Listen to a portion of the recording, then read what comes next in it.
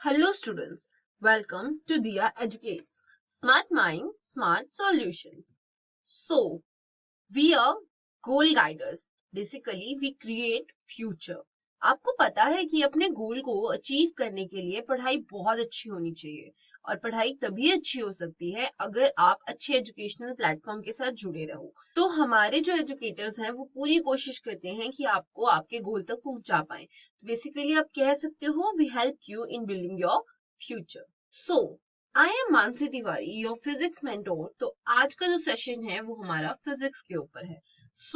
Session शुरू करने से पहले मैं आपको बताना चाहूंगी कि दिया एजुकेट्स में ऐसा क्या है, गोल गाइडर्स में बेसिकली ऐसा क्या है कि अब हम आपका फ्यूचर क्रिएट करने में आपकी हेल्प करते हैं। देखिए, पहले तो जितने भी एजुकेटर्स हैं दिया एजुकेट्स में वो बहुत क्वालिफाइड है, तो हमारी कोशिश रहती है कि हम ज्यादा से ज्यादा आपके साथ इंटरेक्ट करें। इसलिए हम डेली 2 सेशन रखते हैं पर एजुकेटर। और सबसे इम्पोर्टेंट बात, हमारी कोशिश रहती है कि हम कॉन्सेप्ट क्लियरेंस पे फोकस करें रेदर देन कि उसको रट्टाफिकेशन करो, राइट? तो हम क्या करते हैं, चैप्टर्स को सेग्रीगेट करते हैं कॉन्सेप्ट वाइज और उस पे बेस्ड हम बहुत से क्वेश्चंस प्रैक्टिस कराते हैं, आपको क्विज़ेस कराते हैं, क्वेश्चंस डिस्कस करते हैं, लाइव टेस्ट देते हैं। और सबसे इम्पोर्टेंट, आपको पता है जब हम पेपर करने जाते हैं तो हमें बिल्कुल अटेम्प्ट करने में बिल्कुल मुश्किल नहीं होती, क्योंकि हम ऑलरेडी पेपर के फॉर्मेट से फैमिलियर होते हैं। हम पूरे के पूरे टेस्ट सेशन कंडक्ट करेंगे according to the format of 2020 to 2021. Our top ranker Diya Kashyap, which is the main lead of the company, highly qualified, and उनके पास 18 years का टीचिंग एक्सपीरियंस है, प्लस सक्सेस सीडी की faculty रह चुके हैं, अन academy की faculty है, teaching Bharat की एक्स फैकल्टी रह चुकी हैं, एग्जाम फेयर की एक्स कंटेंट क्रिएटर है 11th और 12th क्लास की, आईविस की एक्स फैकल्टी रह चुके हैं। बेसिकली द प्रोफाइल ऑफ दिया कश्यप इज वेरी गुड। हमने ये किया है कि साइंस के साथ साथ और भी सब्जेक्ट्स की आपको नॉलेज दे पाए। सो बेसिकली हमारी टीम में है other than me Kajal ma'am, Shalu ma'am, Sadhana ma'am and Nishu ma'am. हमारी कोशिश है कि आप अपने गोल अचीव कर पाए। करना बस ये है कि टेलीग्राम ऐप डाउनलोड करने and fill the above link given there and then you will join directly to our group that is दिया जेम। एंड ये ग्रुप हमने बेसिकली अपने प्यारे बच्चों के लिए बनाया है। दिया जेम का मतलब है basically you are precious like gem to us. Let's start our lecture today. Today we are starting with class 9 science chapter 9 force and laws of motion. So students, आप फोर्स से क्या समझते हैं, फोर्स क्या होता है? स्टूडेंट्स, आप कभी भी फोर्स का मतलब जोर लगाना, किसी चीज पे प्रेशर डालना, किसी चीज को धकेलना कह लो या पुश करना कह लो। जब आप किसी चीज पे दबाव डालते हैं, वो जो दबाव डालना है, वो जो प्रेशर डालना है, उसमें आप एक फोर्स का यूज कर रहे हैं। फोर्स को हम इस चैप्टर में ये पढ़ेंगे कि हम फोर्स को कैसे डिफाइन कर सकते हैं। और हम जो मोशन के बारे में, जैसे कि हमने अपनी प्रीवियस वीडियो में हमने जो चैप्टर किया था दैट वाज मोशन। मोशन में हमने क्या पढ़ा था कि कोई भी चीज रेस्ट में होती है, कोई भी चीज मोशन में होती है, जब भी उसका डिस्प्लेसमेंट या डिस्टेंस चेंज होता है विद टाइम, हम उसे क्या बोलते हैं, उसे हम मोशन बोलते हैं। जब भी कोई चीज सराउंडिंग के विद रिस्पेक्ट में अपनी पोजीशन को चेंज करती है।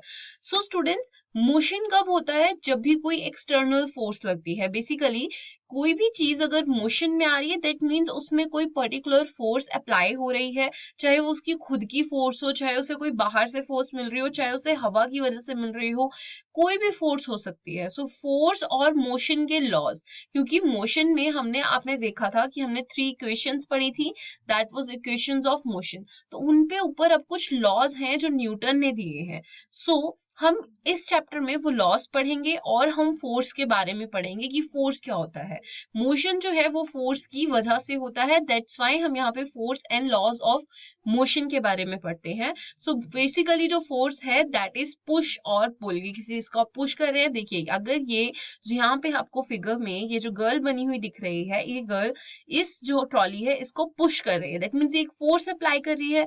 और एक तरफ ये बॉय है जो उसको पुल कर रहा है, अपनी तरफ खींच रहा है, वो भी एक फोर्स अप्लाई कर रहा है। दोनों ही एक फोर्स को अप्लाई कर रहे हैं यहाँ पर, जो कि आप यहाँ पे देख सकते हैं। Now move on to the chapter, that is start with the chapter. Students, हम आज की वीडियो में जो टॉपिक्स कवर करेंगे that are introduction to force, balanced and unbalanced forces, Newton's first law of motion and inertia and momentum.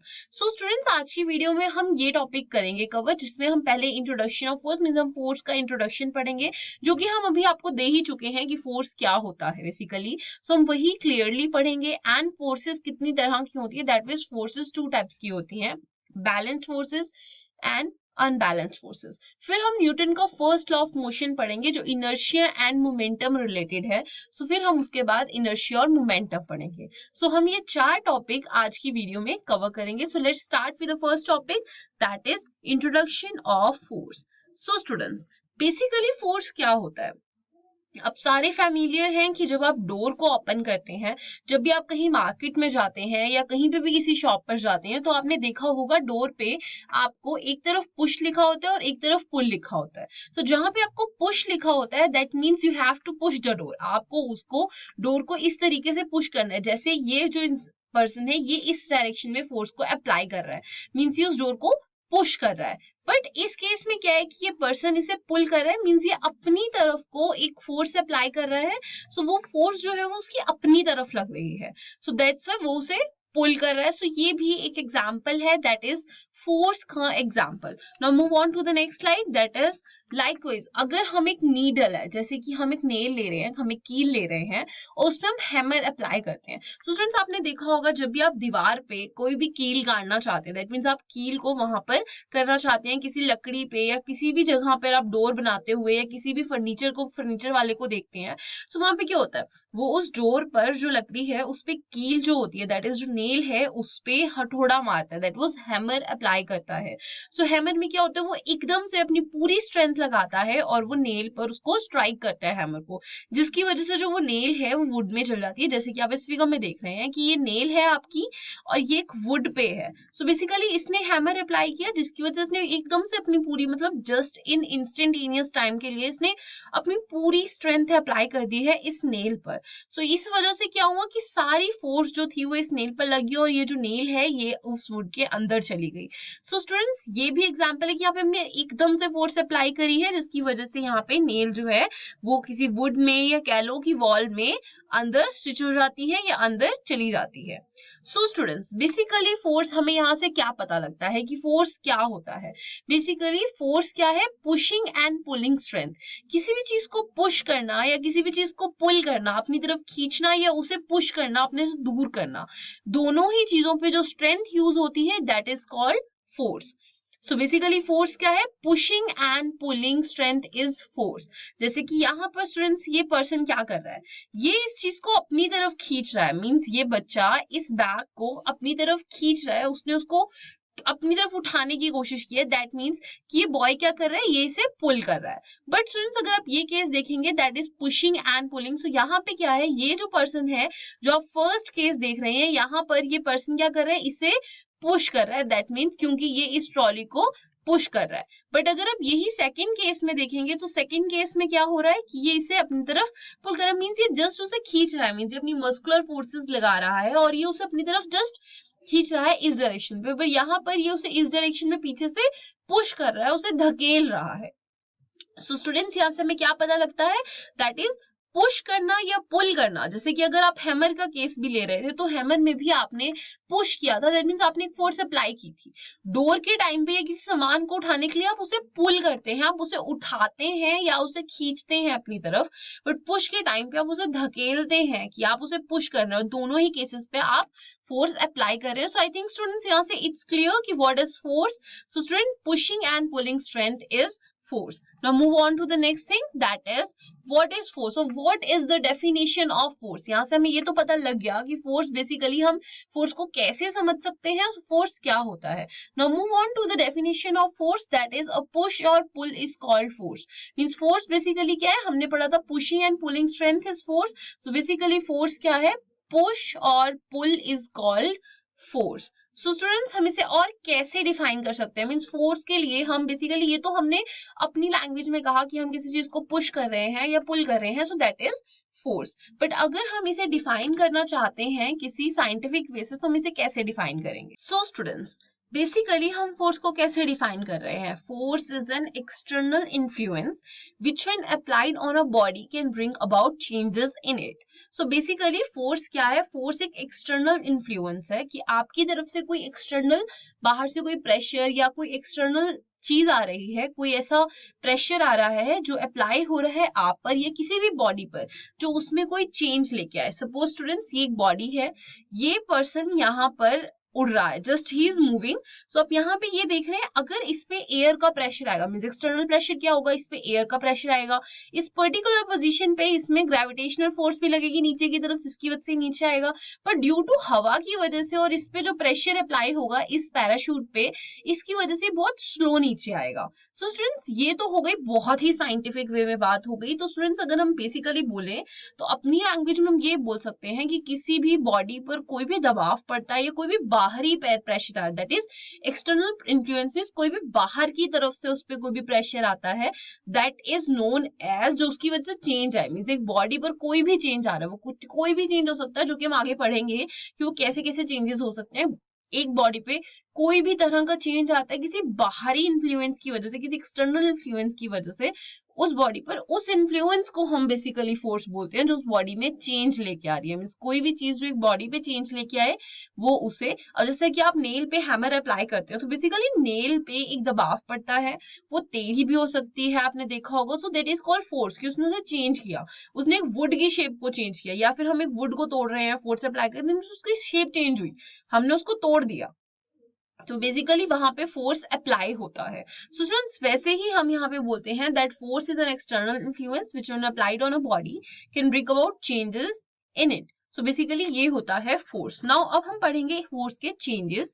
So now move on to the next slide, that is the following changes can be brought about in a body. So students, हमने भी पढ़ा था कि force basically क्या होता है, जब हम एक्सटर्नल इन्फ्लुएंस अप्लाई करते हैं एक बॉडी पर, जो उसकी शेप या फिर उसके अंदर कोई चेंज लेके आए। तो बेसिकली एक्सटर्नल इन्फ्लुएंस को हम फोर्स बोलते हैं। सो वो चेंज कैसा हो सकता है? वो चेंज पोजीशन चेंज भी हो सकता है, वो चेंज डायरेक्शन चेंज भी हो सकता है, एंड वो चेंज और भी कोई चेंज हो सकता है। फॉर एग्जाम्पल, उसका वेट चेंज हो सकता है, उसकी शेप चेंज हो सकती है। तो first change is change in position. So basically जब एक बॉडी की पोजीशन चेंज होती है, जैसे कि आपने ये, आप फॉर एग्जाम्पल यहाँ देखिए, that is a normal case कि ये फुटबॉल यहाँ पर पड़ी हुई है। जब भी आप देखते हैं, आप फुटबॉल मैच खेलते हो देखते हैं, तो ये पर्सन ने यहाँ से किक किया इस फुटबॉल को, ये फुटबॉल यहाँ से मूव हो गई, कहीं और चली जाएगी। सो स्टूडेंट्स, ये जो फुटबॉल की पोजीशन चेंज हुई है, मींस किसी भी बॉडी की पोजीशन अपने आप नहीं चेंज होती, उसमें कोई ना कोई फोर्स अप्लाई होती है, बट फोर्सेस डिफरेंट टाइप्स की होती है। वो आप आगे फर्दर पढ़ेंगे, जब आप आगे जाएंगे और आगे चैप्टर्स पढ़ेंगे तो आपको पता लगेगा कि फोर्सेस भी कई तरह की होती हैं। तो बेसिकली यहाँ पर जो फोर्स लग रही है, दैट मींस कि इस पर्सन ने किक किया, इसको चेंज किया, इस पे एक प्रेशर डाला, एक्सटर्नल प्रेशर दिया है इस बॉल पे, जिसकी वजह से ये बॉल मूव होकर आगे जाएगी फर्दर, और कहीं जाके ये स्टॉप हो जाएगी। उसको एक वेलोसिटी प्रोवाइड की, उसे एक एक्सेलरेशन दिया, जिसकी वजह से वो आगे चली गई, पर एक पोजीशन पे आके वो रेस्ट पे आ जाएगी। तो इस वजह से ये जो यहाँ पे पोजीशन चेंज हुआ है, that position change is known as force. ये जो चेंज इन पोजीशन हुआ है किसी एक्सटर्नल इन्फ्लुएंस की वजह से, that is known as force. So first change क्या आ गया? Position change. Next is change in direction. So students, आप चेंज इन डायरेक्शन का बेस्ट एग्जांपल है, that is steering wheel of car. So जब आप कार की बात करते हैं, कार में आपने देखा होगा स्टीयरिंग व्हील होता है। आप क्या करते हैं? आप सिर्फ बैठे बैठे उस स्टीयरिंग व्हील को घुमाते हैं और आपकी कार की डायरेक्शन चेंज हो जाती है। तो बेसिकली आप इस स्टीयरिंग व्हील पे फोर्स अप्लाई करते हैं, जिसकी वजह से आप इसे मूव करते हैं और आपकी कार की डायरेक्शन चेंज हो जाती है। या आप ये एग्जांपल ना लेके आप टू व्हीलर का एग्जांपल लीजिए। टू व्हीलर में आपको एक हैंडल दिया होता है जिससे आपको चेंज करते हो, तो आप हैंडल मूव करते हैं फोर्स अप्लाई करके अपने हाथों से, और आपके व्हीकल की डायरेक्शन चेंज हो जाती है। आपको कहीं पे टर्न लेना है, सो आप हैंडल को मूव करते हैं, बेसिकली आप डायरेक्शन को चेंज करते हैं। सो बेसिकली हमें यहाँ से क्या पता लगता है कि किसी बॉडी की डायरेक्शन अगर चेंज होती है, that is also known as force. की वो फोर्स की वजह से हो रही है किसी भी बॉडी की डायरेक्शन, मींस आप जैसे कि यहाँ पे इसकी डायरेक्शन चेंज कर रहे हैं, तो यहाँ पे भी आप फोर्स अप्लाई कर रहे हैं, सो ये भी एक चेंज आ गया फोर्स पे कि आप चेंज इन डायरेक्शन कर रहे हैं। The next thing is change in dimension, means किसी भी बॉडी की डायमेंशन चेंज होती है। मीन्स आप जैसे कि आप डायमेंशन में उसे टेढ़ा मेढ़ा कर सकते हैं। फॉर एग्जाम्पल आपने एक पेपर लिया, आप पेपर आपका ये एक स्ट्रेट पेपर था, आपने इसे हाथ में लिया और आपने इसे पूरा प्रेस कर दिया, तो प्रेस होने की वजह से ये बॉल की शेप में आ जाएगा, गोल हो जाएगा, आप इसे गोल कर सकते हैं, या फिर तो ये इस शेप में नहीं रहेगा, ये प्लेन शेप में नहीं रहेगा, इसकी डायमेंशंस आप चेंज कर सकते हैं। सो बेसिकली आपने क्या किया, आपने एक फोर्स अप्लाई किया अपने हाथों से और इसकी डायमेंशन चेंज करी। फॉर एग्जांपल यहाँ पे हम बेस्ट एग्जांपल लें, that is squeezing a tube of toothpaste. ये आपका टूथपेस्ट था, जब आप नया नया शॉप से टूथपेस्ट लेकर आते हैं तो क्या होता है, वो टूथपेस्ट पूरा फिल्ड होता है। आप जैसे ही उसको दबाते हैं, उसको स्क्वीज करते हैं, उसको बाहर निकालने के लिए ब्रश पे, उसकी शेप चेंज हो जाती है। मीन्स वो वैसा लाइक टूथपेस्ट जब आप लेके आते हैं स्टूडेंट्स, तो वो कुछ इस तरीके से होता है, जैसे आप देख रहे हैं फिल्ड होता है पूरा, बट जब आप देखते हैं तो वो बिल्कुल पतला सा अजीब सा हो जाता है, टेढ़ा मेढ़ा सा हो जाता है जब आप उसे खत्म कर देते हैं या फिर आप उसे यूज कर लेते हैं। जब उसे स्क्वीज करते हैं तो उसकी शेप टेढ़ी मेढ़ी हो जाती है।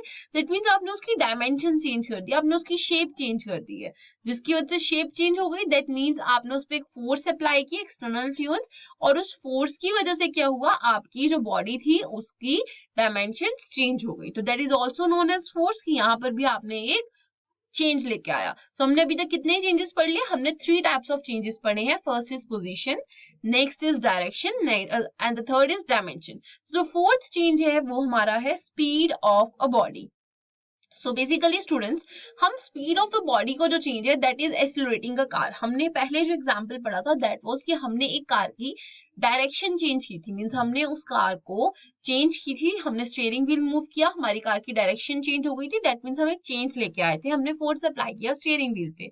पर यहाँ पर हम कार को एक्सेलरेट कर रहे हैं, तो बेसिकली यहाँ क्या हो रहा है, जो आपकी बॉडी है उसकी जो स्पीड है वो चेंज हो रही है। और स्पीड कब चेंज होती है, जब आप कार को एक्सेलरेट करते हैं। जैसे कि आपने प्रीवियस वीडियोस में पढ़ा है कि बेसिकली एक्सेलरेशन क्या होता है, जब आप स्पीड को आप चेंज करते हैं टाइम के साथ साथ, मींस आप स्पीड को बढ़ा रहे हैं बेसिकली। तो आप जब कार को एक्सेलरेट करते हैं, तो एक्सेलरेट करने के लिए स्टूडेंट्स आप कार में क्या करते हैं, आपकी कार के अंदर आपके लेफ्ट साइड पे आपके पास क्या दिया होता है, आपके पास एक स्टूडेंट्स आपके पास यहाँ पे क्लच होता है, यहाँ पे आपके पास ब्रेक होती है और यहाँ पे एक्सेलरेटर होता है। तो जब आपको कार की स्पीड बढ़ानी है, आपको कार की स्पीड को स्पीड अप करना है बेसिकली कार को, तो इस पे आप अपने पैर से, अपने फुट से आप प्रेशर अप्लाई करते हैं। तो वो जो आप उस पे प्रेशर दे रहे हैं जिसकी वजह से कार एक्सेलरेट कर रही है, that pressure is known as external influence. वो आपका एक एक्सटर्नल इन्फ्लुएंस हो रहा है जिसकी वजह से आप एक फोर्स अप्लाई कर रहे हैं। बेसिकली वो एक्सटर्नल इन्फ्लुएंस एक फोर्स है। सो आपने एक फोर्स को अप्लाई किया और यहाँ पर आपका जो पैडल है वो आगे बढ़ा, जिसकी वजह से आपकी कार जो है वो स्पीड अप हो गई।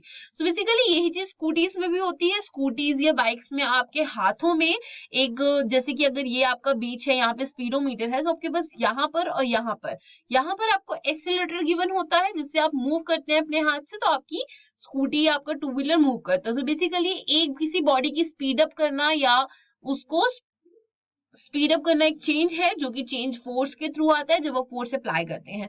तो यहाँ पे हमने ये 4 चेंजेस पढ़े हैं, that is first is position, the next is direction, the third is dimension and next is speed of body. तो ये चारों चेंजेस जो हैं ये अगर होते हैं, ये डिफरेंट डिफरेंट टाइप के चेंजेस हैं जो कि फोर्स की वजह से होते हैं जब आप फोर्स अप्लाई करते हैं।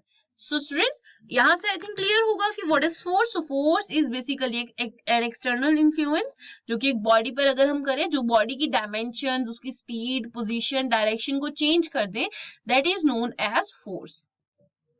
सो बेसिकली स्टूडेंट्स, अब हम पढ़ेंगे types of forces. So forces कितनी टाइप की होती हैं, मतलब कि आपकी फोर्सेस, आपने ये तो पढ़ लिया कि फोर्स आपने अप्लाई की एक बॉडी पर, उसकी डायमेंशन चेंज हुई, बट फोर्सेस भी तो कई तरह की हो सकती है। तो यहाँ पर हम जो पढ़ रहे हैं वो हम 2 टाइप्स ऑफ फोर्सेस पढ़ रहे हैं।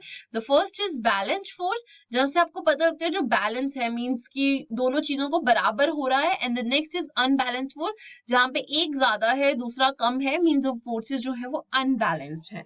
So first start with balanced forces. तो स्टूडेंट्स, बैलेंस्ड फोर्सेस क्या होती है, जब equal and opposite force body पे एक्ट करती है। बेसिकली आपकी सपोज यहाँ पे स्टूडेंट्स आपको बॉडी दी गई है, यहाँ पर आपने ये सीसॉ टाइप लिया, यहाँ पर इस पर्सन का और इस पर्सन का वेट इक्वल है तभी ये दोनों बराबर पे खड़े हुए हैं। अगर इसका पर्सन का वेट ज्यादा होता तो ये यहाँ नीचे मूव करती और ये यहाँ ऊपर मूव करती, तो दोनों ही ऊपर नीचे होते।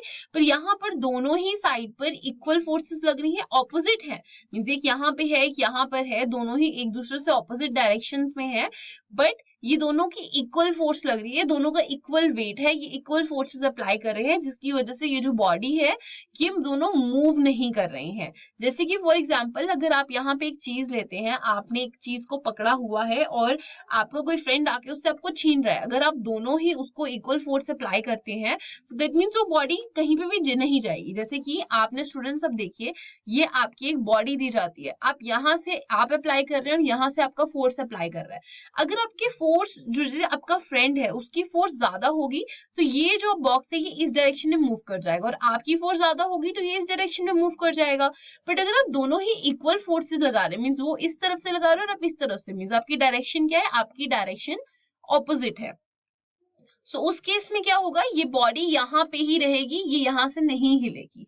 सो वो जो केस है that is known as balanced force, कि आप दोनों ने जो फोर्स लगाई वो बैलेंस में है, मीन जितनी फोर्स उसने लगाई उतनी फोर्स आपने लगा दी और दोनों की फोर्स जो है वो बैलेंस हो गई, जिसकी वजह से बॉडी मूव नहीं हुई। तो यहाँ पे क्या हो रहा है, ये दोनों की तरफ से इक्वल फोर्सेस लग रही है इनके वेट की वजह से, जिस वजह से ये दोनों ही मूव नहीं कर रहे हैं। So now next move on to the unbalanced forces. So balanced forces क्या है, वो जो इक्वल और ऑपोजिट है। तो अनबैलेंस जो है वो इसका बिल्कुल ही ऑपोजिट होगा। सो अनबैलेंस फोर्स में क्या होता है, आपकी फोर्सेस ऑपोजिट ही एक्ट करती हैं बट अनइक्वल होती हैं। सपोज अब यहाँ पे देखिए, ये रस्सी को खींचने के लिए ये पर्सन है जो कि एक है, यहाँ पे दो है, दैट मीन्स इनकी फोर्स ज्यादा है, इनके पास ज्यादा फोर्सेस है और इसके पास फोर्स है वो कम है। तो इस केस में क्या होगा, ये जो पर्सन है जो लेफ्ट साइड पर, इसको ये जो टू गर्ल्स हैं ये से अपनी तरफ खींच लेंगे क्योंकि इनकी फोर्स ज्यादा है और ये पर्सन इनकी तरफ मूव कर जाएगा। पर इसी जगह पर अगर यहाँ पर एक और पर्सन होता और वो दोनों इक्वल फोर्सेस होती, सो ये दोनों ही मूव नहीं करते, ना ये इनकी तरफ जाते और ना ये इनकी तरफ आती। सो सिंस ये जो केस अभी हम यहाँ पे देख रहे हैं कि यहाँ पे एक सिंगल पर्सन है जिसकी फोर्स कम है, उसके पास स्ट्रेंथ कम है, यहाँ पर स्ट्रेंथ ज्यादा है, तो इस वजह से क्या हो रहा है, जो बॉडी है वो इस डायरेक्शन में मूव कर जाएगी और ये इसे अपनी तरफ खींच लेंगे।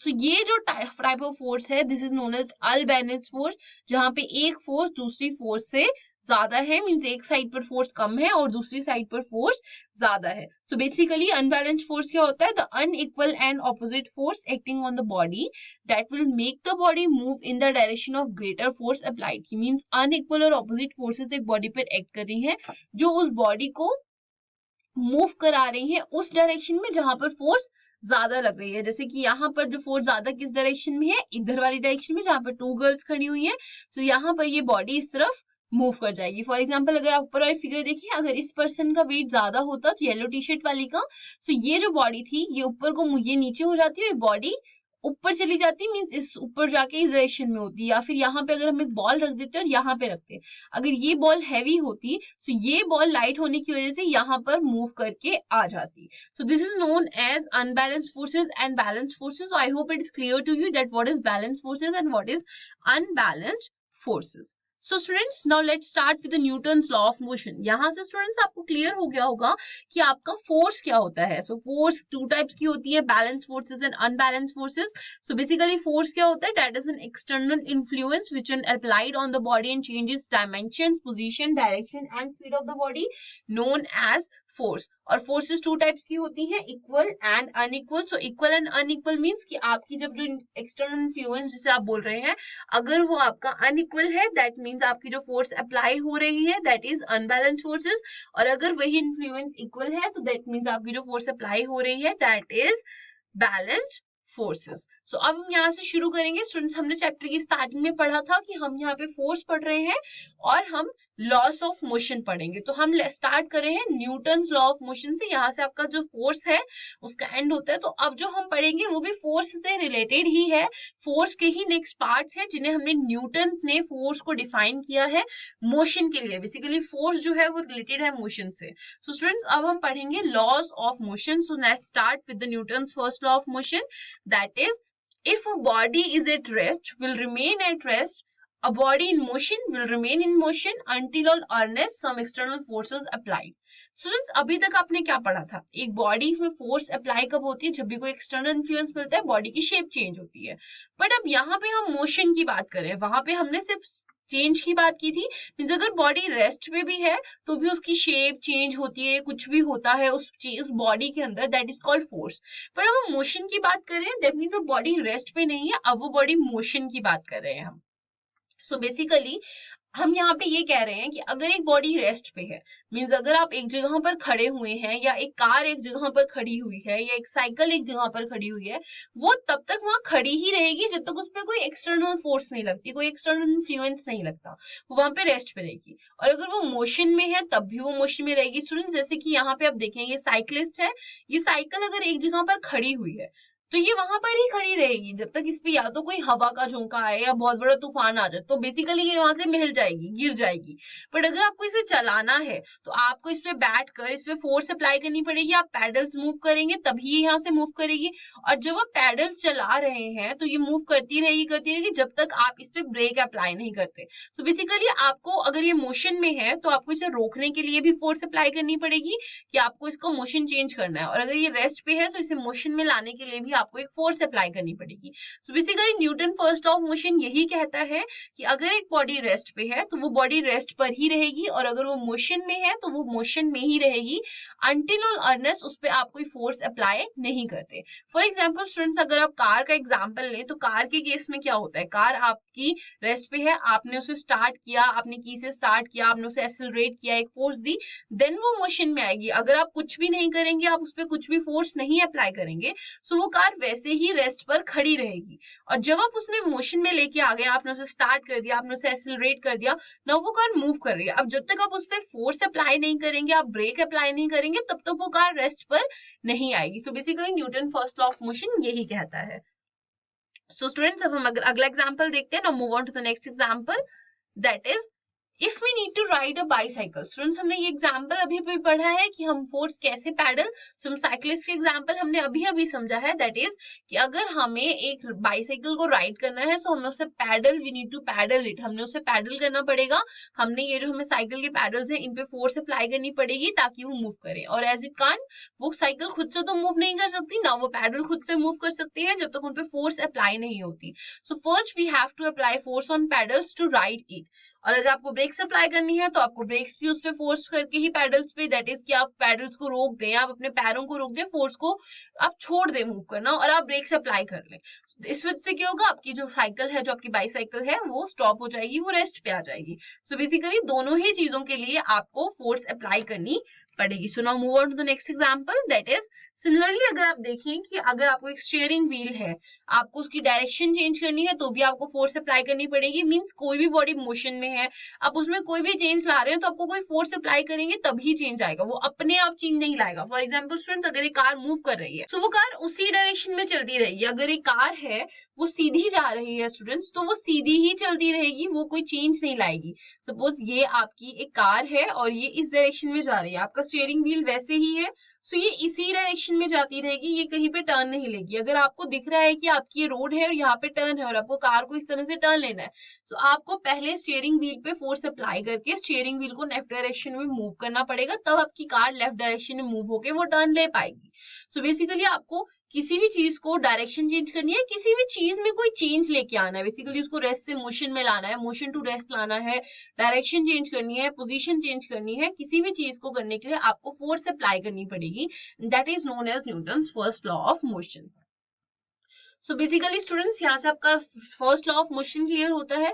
सो स्टूडेंट्स अब आप देखेंगे कि ये जो चेंज आप लेके आ रहे हैं, मींस आपने एक बॉडी ली, आपने उसमें चेंज लाया, आपने फोर्स अप्लाई किया, आप उसे रेस्ट से मोशन में लेके आए हैं या मोशन से रेस्ट पे लेके आए हैं।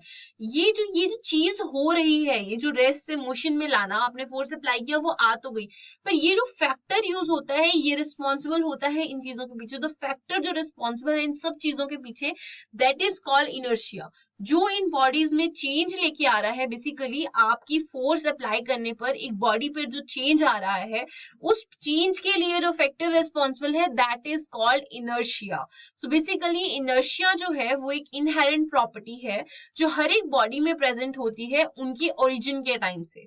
मींस कि आपका जो ओरिजिन, जब वो बॉडी स्टार्ट हुई है तब से ही उसके अंदर उसी टाइम से एक इनहेरेंट प्रॉपर्टी प्रेजेंट होती है दैट इज कॉल्ड इनर्शिया, जिसकी वजह से आप अगर उस पर फोर्स अप्लाई करेंगे सो वो मूव करेगी। फॉर एग्जाम्पल स्टूडेंट्स, अगर एक साइकिल है तो साइकिल के अंदर आपने एक इनर्शिया उसे दिया है, दैट मीन्स उसके अंदर वो टाइम ऑफ ओरिजिन से उसके अंदर एक प्रॉपर्टी है कि वो मूव कर सकती है, बट जब तक आप उस पर फोर्स अप्लाई नहीं करेंगे वो मूव नहीं कर रही। अगर एक जगह पे आप खड़े हुए हैं, साइकिल की पैडल्स जैम हो जाती हैं, सो आप उस पर फोर्स भी अप्लाई करें वो मूव नहीं करेगी, आपको उसे उठाना पड़ेगा, आपको उसे उठाकर मूव करना पड़ेगा, वो खुद से मूव नहीं करती। सो वो जो फैक्टर रिस्पॉन्सिबल है इन सब चीजों, इन चेंज के पीछे, दैट इज कॉल्ड इनर्शिया।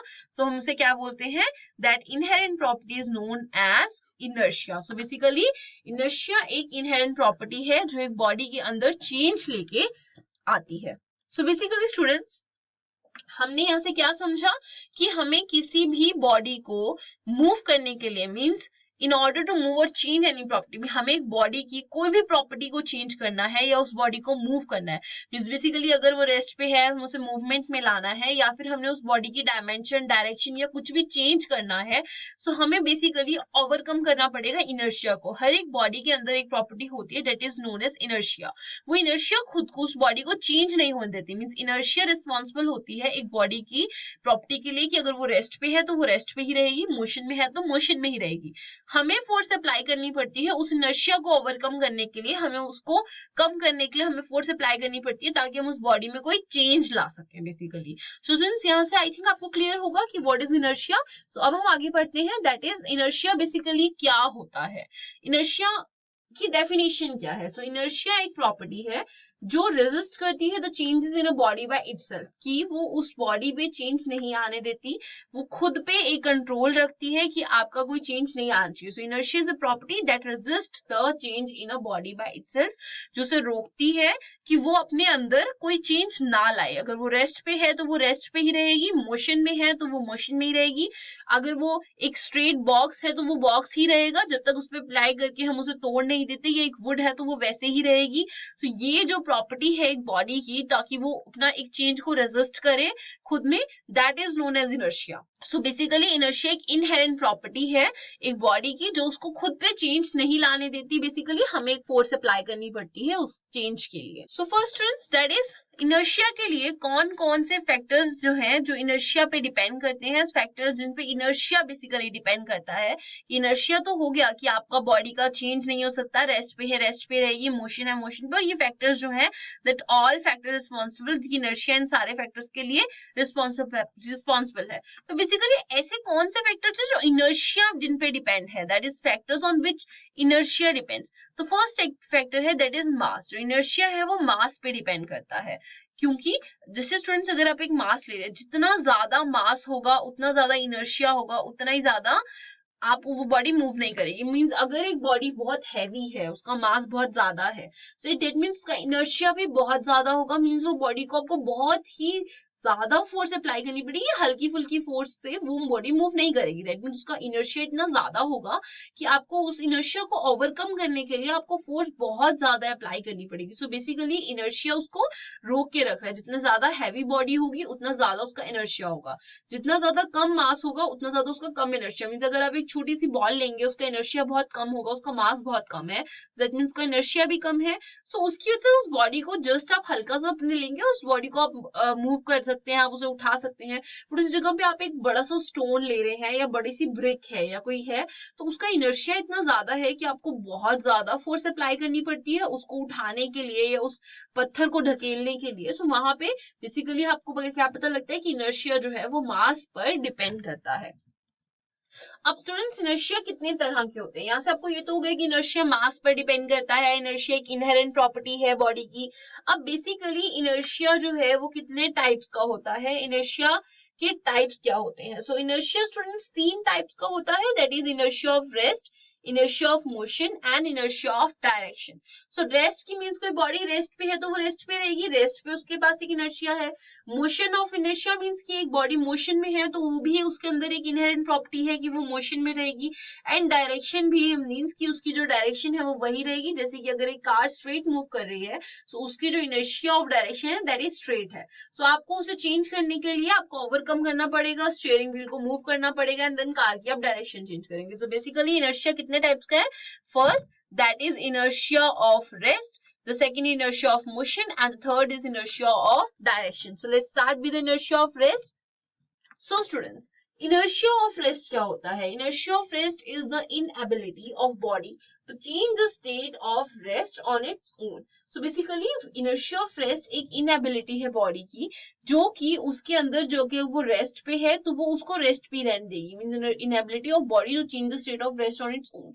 कि वो खुद के अंदर वो चेंज नहीं कर सकती, वो इतनी कैपेबल नहीं है कि वो खुद का जो स्टेट ऑफ रेस्ट है उसको खुद ही चेंज कर सके. उसकी इनएबिलिटी है कि इनर्शिया ऑफ रेस्ट की वजह से वो बॉडी अगर रेस्ट पे है तो वो खुद को खुद चेंज नहीं कर सकती. जैसे कि अगर ये फुटबॉल यहाँ पर पड़ी हुई है या ये वॉलीबॉल है, ये यहाँ पर अगर रेस्ट पे है सो इसकी ये इनएबिलिटी है, ये इतनी कैपेबल नहीं है कि ये खुद का स्टेट ऑफ रेस्ट जो इसकी रेस्ट एक स्टेट है उसको ये खुद से चेंज कर सके. इसको चेंज करने के लिए आपको फोर्स अप्लाई करनी पड़ेगी. तो इस इनर्शिया को आपको जो इनर्शिया ऑफ रेस्ट है जिसका रेस्ट है क्योंकि बॉडी रेस्ट पे है that is inertia of rest. इसको ये खुद ओवरकम नहीं कर सकती, आपको फोर्स अप्लाई करनी पड़ेगी, इसे किक करना पड़ेगा इसको मूव करने के लिए, इसको रेस्ट से मोशन में लाने के लिए. Next is inertia of motion. तो इनर्शिया ऑफ मोशन इज ये एक ऐसी इनएबिलिटी है बॉडी की to resist the change in state of motion on its own. कि मींस ये बॉडी मोशन में है सो ये मोशन में ही है. मीन्स ये अपने आप को खुद से मोशन में नहीं ला सकती है, खुद से अपने आप को जो इसका स्टेट ऑफ मोशन है ये उसको खुद चेंज नहीं कर सकती. अगर ये साइकिल मूव कर रही है तो ये साइकिल मूव करती रहेगी अनलेस आप इस पे कोई फोर्स अप्लाई नहीं करते, आप ब्रेक्स अप्लाई नहीं करते. सो स्टूडेंट्स ये साइकिल मूव करती रहेगी. सो ये एक स्टेट है मोशन की कि आप इसे ओवरकम नहीं कर सकते. अगर एक मोशन में है सो वो उसकी इनएबिलिटी है कि वो अपने आप पे कोई चेंज नहीं ला सकती उस मोशन में या वो अपने आप को रेस्ट पे नहीं ला सकती है. So that is known as inertia of motion. So now inertia of direction, ये एक इनएबिलिटी है बॉडी की to resist the change in direction of its own. कि वो अपने अंदर का जो डायरेक्शन है उसको ओवरकम नहीं कर सकती. अगर वो स्ट्रेट जा रही है, सपोज एक कार अगर स्ट्रेट डायरेक्शन में जा रही है, उसका स्टीयरिंग व्हील स्ट्रेट है तो वो उसी डायरेक्शन में जाती रहेगी, वो खुद को खुद से डायरेक्शन चेंज नहीं कर सकती है. कि आप उसे कह दें कि नहीं अगर लेफ्ट टर्न लेना है तो आप उसे बोले और वो लेफ्ट टर्न ले ले, आपको खुद फोर्स अप्लाई करना पड़ेगा उसको लेफ्ट टर्न या राइट टर्न मूव करवाने के लिए या एक सर्कुलर पाथ पे मूव कराने के लिए आपको उसको खुद चेंज करना पड़ेगा. So that is known as inertia of direction. कि एक बॉडी की इनएबिलिटी है कि वो खुद के अंदर वो डायरेक्शन चेंज का जो डायरेक्शन चेंज है वो नहीं ला सकती खुद के अंदर. सो स्टूडेंट्स यहाँ से अब हम देखते हैं एक एग्जांपल, दैट इज एग्जांपल, ताकि हम इनर्शिया को और अच्छे से समझ सके. सो स्टूडेंट्स यहाँ पे है, ये देखिए यहाँ पर हम क्या पढ़ रहे हैं कि ये आपकी एक बस है, दैट इज अ पैसेंजर बस, नॉर्मल बस. ये जो है जा रही है. तो होता क्या है स्टूडेंट्स कि आप एक बस में बैठे हुए हैं, आप ट्रैवल कर रहे हैं तो इस बस के अंदर जितने भी पैसेंजर्स होंगे वो सारे नॉर्मल बैठे हैं. जैसे ही ये बस सडनली स्टॉप होती है, मीन्स किसी भी वजह से ये बस को एकदम से रुकना पड़ जाता है, सो होता है कि आप सब आगे की तरफ मूव हो जाते हैं. सपोज अगर ये बस है और आप इसके अंदर बैठे हुए हैं और ये बस आगे इस डायरेक्शन में जाती है और सडनली ये रुक जाती है, सो आप आगे की डायरेक्शन में मूव हो जाएंगे. सो आप आगे की तरफ फॉल होंगे, आगे की तरफ गिर जाएंगे. और जब ये बस मूव एकदम से करेगी तो आप पीछे की तरफ पुश हो जाएंगे.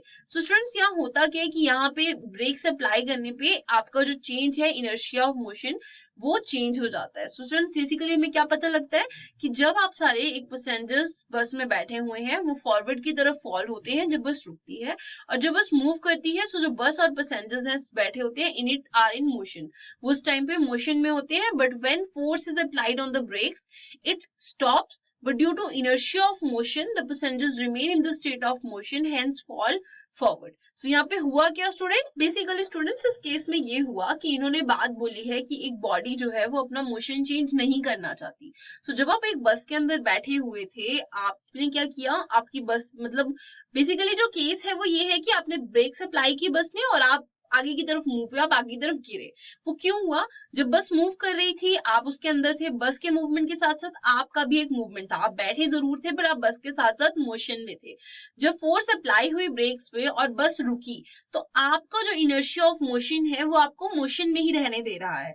आपका इनर्शिया ऑफ मोशन आपको नहीं चाहता कि आप मूव करो। तो उस वजह से क्या हुआ कि जब आपकी बस रुकी है तो आप मोशन में ही है, जिस वजह से आप आगे को गिरे। आप एकदम से रेस्ट पे नहीं आना चाहता था, आपका इनर्शिया ऑफ मोशन आपको एकदम से चेंज नहीं होने दे रहा था, जिस वजह से आप आगे की तरफ को गिरे हैं और आप आगे की तरफ को फॉल होंगे। आफ्टर दैट एक फोर्स, क्योंकि एक फोर्स अप्लाई हुई, तो फर्स्ट आपका इनर्शिया ऑफ मोशन उसको ओवरकम नहीं करना चाहता, वो चाहता है कि वो फोर्स आपको मोशन में ही रहने दे। तो इस वजह से आप आगे की तरफ फॉल होते हैं ताकि आप उस पोजीशन पे रुक सकें। तो बेसिकली ब्रेक अप्लाई होने पे एक फोर्स अप्लाई हुई है जिसने उस इनर्शिया ऑफ मोशन को चेंज किया है, जिस वजह से आप आगे की तरफ गिरते हैं। सो स्टूडेंट्स, यहाँ से आपको क्या पता लगा? जैसे कि स्टूडेंट्स आप यहाँ देखिए, अब ये आपका सेकेंड एग्जाम्पल है, यहाँ से आपको और क्लियर हो जाएगा। जब आप एक कारपेट को स्टिक से बीट करते हैं, मीन्स आपका ये कारपेट है, जैसे कि ये लेडी है यहाँ पे, ये इस पे क्या कर रही है, इस पे कोई स्टिक से मार रही है। सो इससे क्या होता है, इस चीज की वजह से जो डस्ट है वो अलग निकल जाता है। आपने ये चीज अपने घर में अपने मदर को भी करते देखी होगी, या साफ सफाई के वक्त पे हम क्या करते हैं, हम एक चादर या कोई चीज रखते हैं, या आपने बेड पे भी देखा होगा कि बेड पे गद्दा साफ करने के लिए जो आपका ब्लैंकेट या कुछ होता है, हम उसको रख देते हैं, उस पर डंडे मारते हैं, मीन जब स्टिक को उस पे मारते हैं, बीट करते हैं उस कारपेट को या उस पर्टिकुलर वुलन थिंग को, ताकि उसमें से डस्ट सेपरेट हो जाए। तो होता क्या है, इनिशियली जो कारपेट होता है वो उस पे जो डस्ट लगा है वो एक रेस्ट की स्टेट पे है। बेसिकली वो डस्ट कारपेट से जुड़ चुका है, कारपेट रेस्ट पे है, डस्ट उसमें रेस्ट पोजीशन पे है, वो स्टेट ऑफ रेस्ट पे है। पर जब कारपेट को हम स्टिक से बीट करते हैं सो वो मोशन में आ जाता है, जिसकी वजह से कारपेट पीछे चला जाता है और वो डस्ट जो है वो वहीं रुक जाता है। तो हुआ क्या कि ये कारपेट था, इसके अंदर ये डस्ट था, आपने बीट किया तो कारपेट पीछे चला गया और डस्ट वहीं रह गया। सो वहां से डस्ट क्या होगा, वो सारा डस्ट नीचे गिर जाएगा, जिसकी वजह से आपका जो डस्ट है वो कारपेट से बाहर निकल जाता है। मींस आपका जो कारपेट है वो बीट करने की वजह से मोशन में आ गया, जिसकी वजह से आपका जो डस्ट है वो वहीं रह गया और कारपेट बैकवर्ड डायरेक्शन में मूव हो गया। यहाँ पे इसने अप्लाई किया तो कारपेट पीछे चला गया, डस्ट आपका स्टेट ऑफ रेस्ट पे था तो वो वहीं रहा, मींस आपको अपने कारपेट को मोशन में लेके आए। सो स्टूडेंट, जिस वजह से क्या हुआ यहाँ पर कि due to inertia of rest, क्योंकि वो जो डस्ट पार्टिकल्स थे वो रेस्ट पे, आपका कारपेट तो बैकवर्ड डायरेक्शन में चला गया, बट जो आपका डस्ट पार्टिकल्स थे उनका जो मोशन, दैट इज उनकी जो इनर्शिया थी वो इनर्शिया ऑफ रेस्ट थी, वो रेस्ट पे थे। सो वो अपने आप को रेस्ट पे ही रहने देंगे, इस वजह से वो उसमें से सेपरेट हो जाते हैं कि आपका कारपेट बैकवर्ड चला गया बट आपके जो डस्ट पार्टिकल्स थे वो रेस्ट पे ही रहना पसंद कर रहे हैं, वो उस रेस्ट का पोजीशन चेंज नहीं करना चाहते, वो स्टेट ऑफ रेस्ट पे रहना चाहते हैं, जिस वजह से वो कारपेट से अलग हो जाएंगे, कारपेट बैकवर्ड चला जाएगा और वो वहीं रहेंगे और उसके बाद वो अपने आप नीचे गिर जाएंगे। सो इस तरह से आपका जो डस्ट है वो कारपेट से सेपरेट हो जाएगा। Students, this is the next example. So यहाँ इस एग्जांपल में हम देख रहे हैं कि क्यों जो लीव्स होती हैं, दैट इज पत्ते और जो फल होते हैं वो गिर जाते हैं ट्री से। जैसे कि अगर आप पेड़ को हिलाते हैं, जैसे कि अगर आपने देखा होगा, आपने ये चीज बहुत छोटे होते देखी होगी बचपन में, कि आपको जब आम तोड़ने होते थे या कोई भी फ्रूट तोड़ना होता था पेड़ से, तो बेसिकली आप उस पे क्या करते थे, आप उस पे पत्थर फेंकते थे, आप उस पे किसी स्टिक से उसे मारते थे, जिसकी वजह से वो जो डाल है या वो पत्ते हैं वो हिलते थे, तो या तो पत्ते नीचे गिरते थे या तो वो फ्रूट टूट के नीचे गिर जाता था। तो इस केस में क्या होता है कि जब क्यों हमें बेसिकली हमें क्वेश्चन पूछा गया कि क्यों लीव्स और फ्रूट्स नीचे गिर जाते हैं जब भी वो जो ट्री है ब्रांच की वो शेक होती है या कभी भी हवा चलती है। आपने देखा होगा जब आम का मौसम आता है, सीजन आता है मैंगोज का, तो होता ये है कि जब बारिश होती है या तेज तूफान आता है तो आप देखेंगे जाके बाग में आम नीचे गिर जाते हैं। तो ऐसा क्यों होता है, ये केस किस वजह से है? सो स्टूडेंट्स, का रीजन ये है कि इनिशियली क्या होता है, जो ब्रांच है ट्री की, वो branch of the tree and its leaves and fruits are in state of rest. वो क्या है, वो रेस्ट की स्टेट में है और वो उसी रेस्ट ऑफ स्टेट में रहना चाहते हैं, मींस उन पे कोई मूवमेंट नहीं, क्योंकि ट्री इतना हैवी है तो हल्की फुल्की हवा उसे कोई भी चेंज नहीं आने देती, वो वैसे ही रेस्ट पे रहता है। बट जब उस पे फोर्स अप्लाई होती है या बहुत ज्यादा तूफान आ गया, मींस उस पे फोर्स अप्लाई हुई, वो force as compare to size of tree वो बहुत ज्यादा है। सो वो फोर्स अप्लाई हुई या आपने उसकी छोटी सी ब्रांच पे कोई स्टिक मारी है या आपने उस पे कोई पत्थर फेंका है जिसकी वजह से उस पे फोर्स अप्लाई हुई है बेसिकली, तो उस केस में क्या होता है, जो ट्री है वो मोशन में आ जाता है। But due to inertia of rest, जो लीव्स और फ्रूट्स हैं वो स्टेट ऑफ रेस्ट पे ही रहना पसंद करते हैं, इस वजह से वो नीचे गिर जाते हैं। हुआ ये कि आपने ब्रांच को मूव किया। तो ये अगर आपकी ब्रांच है और आपने इसे मूव किया, ये हिली, तो ये जो आपके फ्रूट्स और लीव्स थे ये उसी रेस्ट पोजीशन पे ही रहना चाहते हैं। तो इस वजह से जो ब्रांच है वो उनसे अलग हो गई, वो आपके जो लीव्स एंड फ्रूट्स थे वो रेस्ट पे ही रहे, इस वजह से ब्रांच उनसे अलग हो जाती है और आपके जो फ्रूट्स हैं और लीव्स हैं वो नीचे गिर जाते हैं, क्योंकि वो उस स्टेट ऑफ रेस्ट से हटना नहीं चाहते थे, इस वजह से वो नीचे गिर जाते हैं। सो स्टूडेंट्स, यहाँ से आई थिंक आपको इनर्शिया बहुत क्लियर हो गया होगा कि क्यों आपकी जो बॉडी है वो एक इनहेरेंट प्रॉपर्टी है। इनर्शिया एक बॉडी की इनहेरेंट प्रॉपर्टी है जो उसको अपनी स्टेट चेंज नहीं करने देती, अपने अंदर चेंज नहीं लाने देती, वो उसको फोर्स करती है कि आप अपनी जिस रेस्ट पोजीशन पे आप उसी पे ही रहिए, आप मोशन पे हैं तो आप मोशन में रहिए, जिसकी वजह से हमें काफी हेल्प मिलती है। तो ये जो चीजें छोटी मोटी चीजें हमारे बाहर होती हैं, इनके चेंजेस के हमें रीजन पता लगते हैं। तो स्टूडेंट्स, हमने इन द स्टार्टिंग पढ़ा था कि बेसिकली साइंस में आप कोई भी चीज पढ़ रहे हैं तो आपको वहां पे रीजंस पता लगते हैं कि आपके आसपास, अब हम नॉर्मली ध्यान नहीं देते कि हाँ एक पेड़ में से ये फ्रूट गिरा, लीव्स गिरा, तो उसके पीछे का रीजन क्या है, बट साइंस हर लॉज पे चलती है, हर एक चीज पे एक लॉजिक पे चलती है। सो यहाँ से जो आपका ट्री है, देखो ट्री से एक ब्रांच से पत्तों का गिरना, फ्रूट्स का गिरना भी उसके पीछे एक लॉजिक है। मींस साइंस बेसिकली हर एक चीज में लॉजिक ढूंढती है कि कोई चीज अपने आप नहीं होती, हर चीज में कोई ना कोई लॉजिक अप्लाई होता है। सो स्टूडेंट्स, अब हमारे यहाँ पे इनर्शिया का एंड होता है एंड हम पढ़ेंगे मोमेंटम।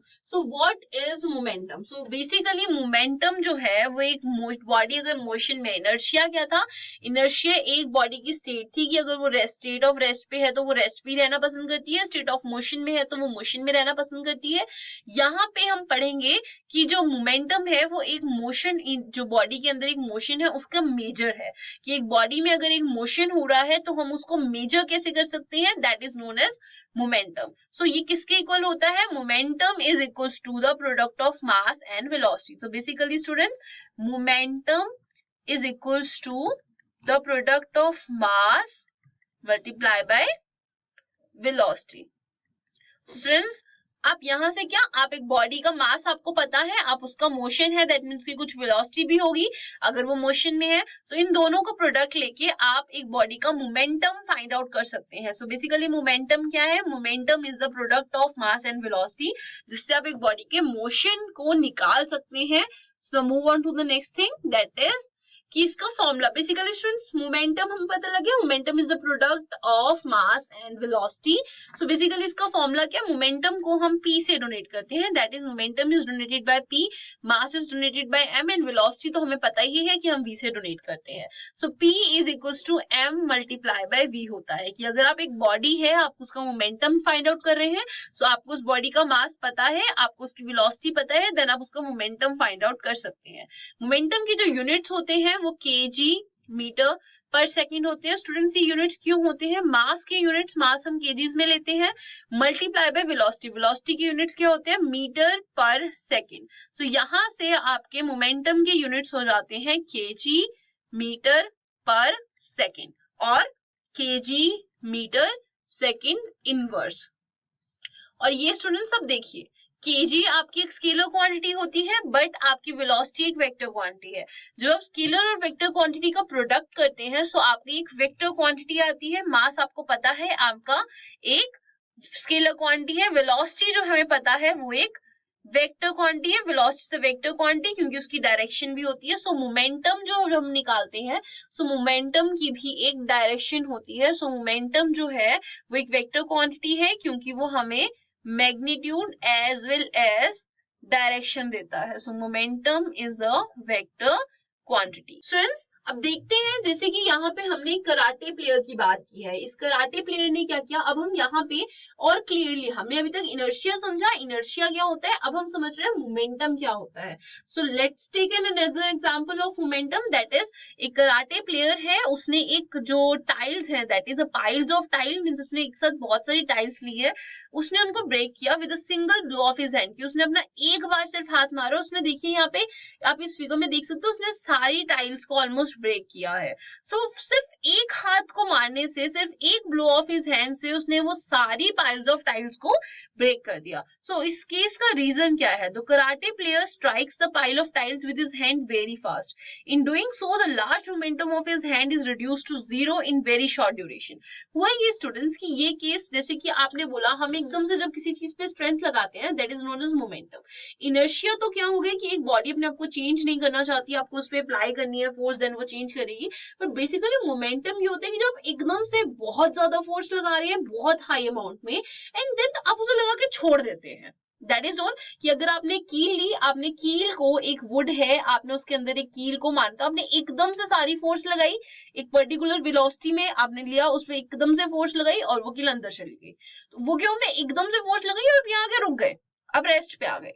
सो स्टूडेंट्स, यहाँ पे क्या है, इस कराटे प्लेयर ने बहुत ही फास्ट अपनी फोर्स लगाई है, मींस उसने अपने हाथ को बहुत फास्टली टाइल पर स्ट्राइक किया, जिसकी वजह से उसने किया क्या कि एक बहुत ही लार्ज मोमेंटम, मींस एक बहुत ही ज्यादा वेलोसिटी से उसने अपने हाथ को इस पे स्ट्राइक किया है और अपने आप को वो बहुत ही शॉर्ट ड्यूरेशन, मींस बहुत ही इंस्टेंटेनियस, बहुत ही शॉर्ट ड्यूरेशन में अपने आप को 0 पर लेकर आया है, जिसकी वजह से क्या हुआ, ये लार्ज मोमेंटम जो वेरी फास्ट आया उसने इस स्टाइल को ब्रेक कर दिया। सो बेसिकली स्टूडेंट्स, यहाँ पे क्या हुआ, आपका जो कराटे प्लेयर है उसने इतनी ज्यादा फोर्स लगाई, वो उसका मोमेंटम 0 पे आ गया बहुत ही कम टाइम में। सो उसकी वजह से हुआ क्या कि इसकी वजह से आपकी जो फोर्स थी, दैट जो आपका फोर्स एक्सर्ट हुआ, एक तरह का मतलब आपने इतना ज्यादा momentum, large amount of momentum apply किया, ये आपकी टाइल्स है और आपने इस पे बहुत ही लार्ज मोमेंटम अप्लाई किया और आप उसको 0 पे लेके आए हैं। मींस आपने एक पूरी वेलोसिटी, मोमेंटम किससे निकलता है, मास मल्टीप्लाई बाय वेलोसिटी। आपने बहुत ज्यादा अमाउंट ऑफ वेलोसिटी से लिया, यहाँ पे आके आपकी वेलोसिटी 0 हो जाती है जब आप उसे रेस्ट पे ले आए। सो आपने वो इतनी लार्ज अमाउंट ऑफ फोर्स को अप्लाई किया, यहाँ पे आपने एक फोर्स अप्लाई की उन टाइल्स पे जो कि बहुत ही सफिशिएंट है कि वो उन टाइल्स को अलग अलग तोड़ सके। सो आपने इतनी फोर्स अप्लाई की, एक मोमेंटम बहुत ज्यादा अप्लाई किया, आप उसे 0 पे लेके आए, मींस आपने बहुत ही शॉर्ट ड्यूरेशन ऑफ टाइम के लिए बहुत ज्यादा फोर्स अप्लाई की, जिसकी वजह से वो टाइल्स यहाँ पे आके टूट गई। With this, we came to an end of this video. So I hope you liked it. So if you like the video, hit the like button, share the video with your friends. If you haven't subscribed the channel till now और आपको video अच्छा लगा है तो you can subscribe the channel and don't forget to hit the bell icon for the further notification. So me, Mansi, signing off. We meet in the next video with new session. So till then, take care. Bye bye. So you can follow us on Instagram, Twitter, YouTube, Facebook, and for more information, please visit on our website, that is diyaeducates.com.